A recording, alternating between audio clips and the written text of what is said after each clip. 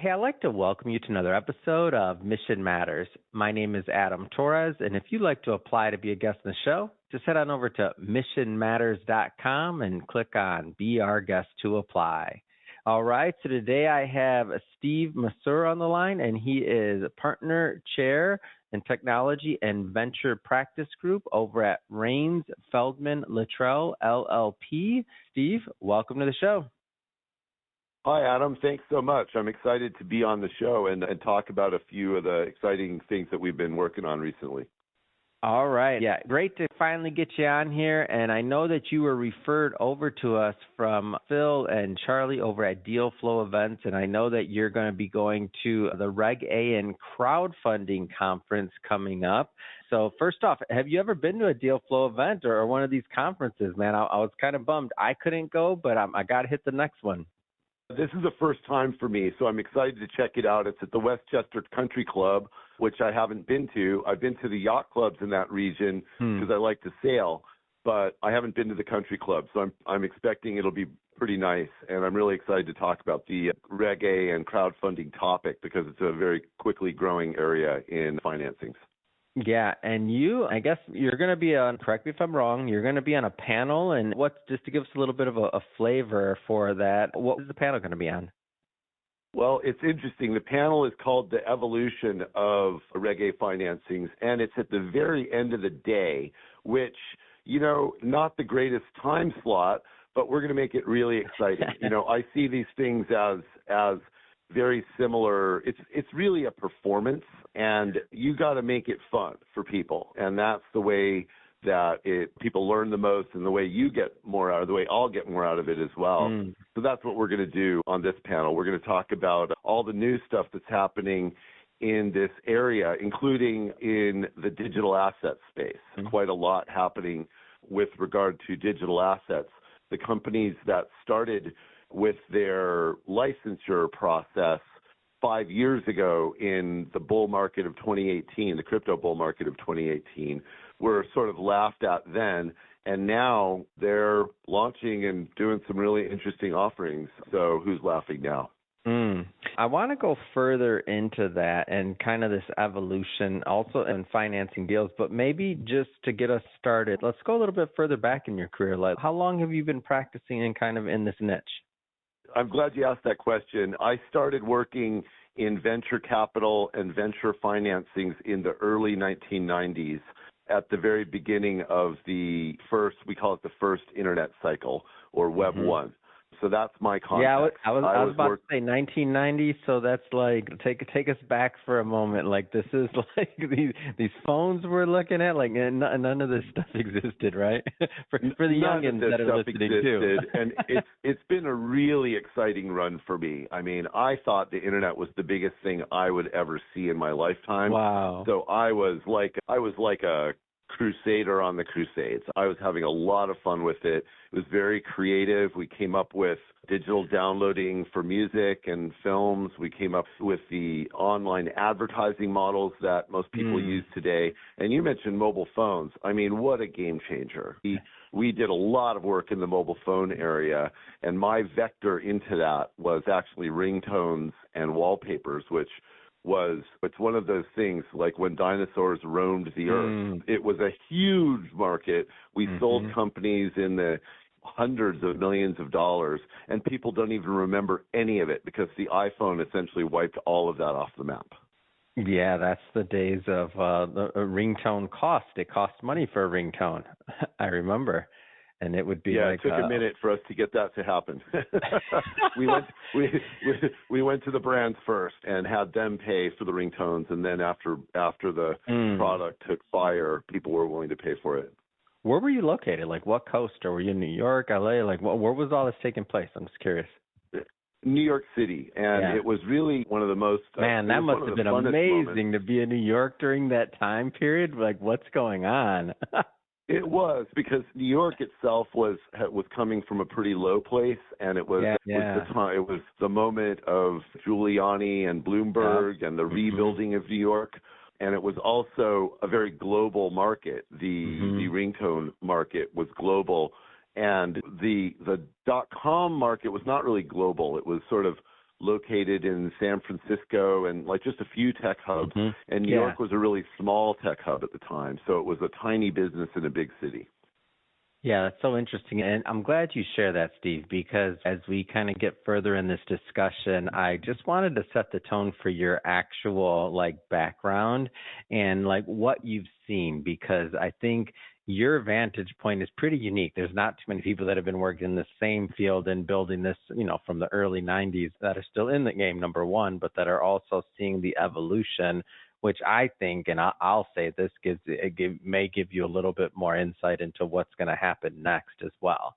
So that becomes interesting. It's interesting. I'd like to contextualize it with some insights from Fred Wilson. Fred Wilson's one of the more prolific and most successful venture capitalists of the era, and he was New York based at the same time and came up at the same time as me.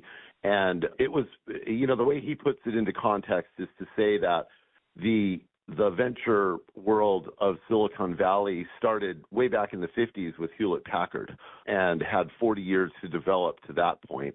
And so New York didn't really start until the internet. So if you look at it in terms of a timeline, what you see in Silicon Valley, you see New York on track for becoming something that size. New York, I think, is the second or probably the second largest venture market in the country. And the other venture markets are following behind on that same track. And it's really good to see it in that evolutionary context. Let's get into financing deals a bit here. So what are you seeing present day? What does it take to make a deal happen? Boy, it's interesting. The SEC came out with the accredited investor rules around when I was getting started in the 90s. And they essentially cut off normal Americans on the street from the biggest, wealth generation event in U.S. history by making it impossible for anybody who is not an accredited investor to invest. And we've been trying to unwind that for about 10 years, and that's where the Reg A and crowdfunding rules find their genesis, is in an attempt to sort of bring equity wealth creation back to the masses. So it's really important work, if you ask me, to really help normal Americans achieve some of the numbers that we've seen some of the tech giants achieve. Yeah, and maybe speak to it a little bit from the company standpoint too, and just ability to raise money. Oh, it's so much easier to raise money now. If you go back to my genesis in the early 90s, there's so many of the modalities through which we raise money now didn't even exist. The venture capital business didn't really exist in New York in the early 1990s. At the very earliest days, I was working for the Newhouse family, and people would just come around. People like Ted Turner with CNN would come around and pitch the Newhouses on getting investment. And that was pretty much the only way that you could get investment, was to find somebody, a public company, a family office that had money and get investment directly from them. But in the intervening 30 years, what's happened is Series A financing, Series A, B, C that we see from Silicon Valley after the tech crash in 2000, we, meaning the venture community, created the convertible note, which is basically a way for investors to have their cake and eat it too, by the companies, and this is company perspective, we're basically saying, well, look, I don't really care. If this company doesn't work, I'm just going to quit and start something different. So I don't really care if they own my company. So as venture lawyers, we took that insight and said, well, in that case, we can give the investors everything. We'll give them debt where they can foreclose and take the company assets if they want to, just anything to sort of overcome their objections to investing in these companies in a post-crash circumstance. So that's where the convertible note came from. And of course, convertible notes led to SAFE agreements from Y Combinator, who invented that modality, and then SAFT agreements, which is Sale of Future Token agreement for the crypto era. And now we have this thing called a fair launch, which is really interesting. But the aggregate effect of that, Adam, is that anybody can get financing, pretty much. You just need a good idea. And frankly, you need to build on it. Back in the day, you could go around with a piece of paper and raise money. That's gone. You have to have something. But if you have something, you're going to get financing. Yeah, I think those were interesting days when you had a deck and an idea, and if you could sell it, like that was, those were interesting. I didn't come up in those days, Steve. so I hear them, but it's pretty mythical to me. I'm like, what? Huh? You you could just Well, the past repeats. So if Yeah. you look at the AI market right now, these are point. companies that are very nascent and have Yeah. very sketchy business models, if any. So it's very similar to the dot-com era. Yeah, good point. And speaking of AI or just tech in general, what are you watching right now? Like, what are you watching? Whether it's streaming media, like what are you watching? I'm watching digital assets. This is, when I said earlier that I thought the internet was the biggest thing I would see invented during my lifetime, I was wrong. Really, digital assets are the biggest thing. And digital assets are very much a part of the internet. So it's almost like saying the same thing. Web 1 was the ability to read, meaning, normal people couldn't code, so you had to just read what other people coded. Web 2 was the ability for normal people to actually self-publish, sites like Twitter and YouTube. And then Web 3, which includes digital assets, but is not only digital assets, is really digital uniqueness and the ability to do transactions on the internet. And broadly speaking, that encompasses all of banking and all of transactions. So to me, that's the biggest news and the thing to watch. AI is very important, but AI to me is similar to the Google revolution, which was a revolution of one company. AI is not something that's really available as an entrepreneurial objective to normal people. You pretty much have to be OpenAI or Microsoft or Google. And the only counterpoint to that is a company called Morpheus, which is an open source version of that. And I would analogize that to Linux, OS X, DOS, and Linux, that whole war, where Linux was the only open source component to it. And Linux, of course, won. So I'm watching Morpheus pretty closely because it's the only open source AI. And a lot of people think that it'll probably win in the end. And the end is 10 years from now. Yeah. Go a step further on the digital asset side of things, because I want people to get this, and I don't want to assume that everybody understands what it means and the importance. So maybe define digital assets and give us some context for that and why it's so important. Okay, it's very interesting. The best way to do it is just to speak in terms of the products that we use. So if you are a immigrant in America working on the streets in New York selling hot dogs, for example, and you want to send your money back to your home country, or I should say your former home country, you are going to pay between $20 and $30, and it's going to take 2 or 3 days, which in a digital world is pretty ridiculous. And what digital assets do is they make that instantaneous and close to free. Not free, but close to free. It's very much based on capitalism, gas fees. And what digital assets do is they also, one way to put it is they remove fraud, because you can identify the chain of title. And because the chain of title is transparent and immutable, it's really hard for there to be fraud. And fraud, of course, to segue, is one of the biggest concerns in digital assets, and the thing that most people think digital assets are fraud. And the reality is that there's fraud in all financial products and all financial markets. And if you don't regulate it, then fraud's what you're going to get. And so that's what you've seen in digital assets, which we've chosen not to regulate in the last 10 years.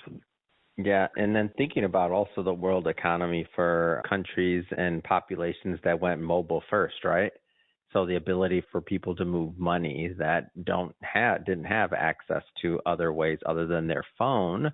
So now when you think about entire generations in certain areas that are being raised on that concept, that becomes interesting over time, doesn't it? That, to me, that's definitely. So this is an invisible revolution to us. Yeah, this is an invisible revolution to us, but it's not invisible if you live in El Salvador or Argentina. Not invisible at all. If you're watching your wealth in your country's cash diminish in the double-digit percentages, then you have a big incentive to move your wealth into digital assets, and so a lot of people have done that. Yeah, that's it. In the U.S., the dollar works just fine, and so we're sheltered. We're sheltered from it for sure. Yeah. we're sheltered Yeah. from it on a day-to-day, but I look at like over time what some of the implications of that could be, and it's like, wow, you're really taking the power back in your banking. And so what happens over We've time had a when 20% more interest rate here, but these days people are crying about a 5% interest rate. It's pretty ridiculous. Our problems are not big problems on a world level. Yeah. Well, Steve, this has been great having you on the show today, and I'm like, there's so many different ways we could go with this, but we're about out of time at our episode today. But that being said, I know we just scratched the surface. If somebody wants to learn more about what you're doing over at Raines, Feldman, and Luttrell LLP, or connect, what's the best way for them to do that? I am very easy to find. You can search on my name on Google, Steve Basur. Raines Feldman is at RainesLaw.com, RAINES law.com. And my socials are usually my last name, which is at MASUR. And my email address, which I'm happy to share, is smasur@RAINES smasur@RainesLaw.com. Amazing. And for everybody listening, we'll put the link to the website in the show notes, so you can just click on the link and head right on over. And speaking of the audience, if this is your first time with Mission Matters and you haven't done it yet, feel free to hit that subscribe or follow button. This is a daily show. Each and every day, we're bringing you new guests, new thought leaders, new ideas, and hopefully new inspiration to help you along in your journey as well. That's what we're all about, is growth. Again, hit that subscribe button. And Steve, thank you so much for coming on the show, and best of luck at the conference. I know you're going to knock it out of the park. So thanks again. Thank you, Adam. This was so much fun. I really appreciate it. Talk to you soon.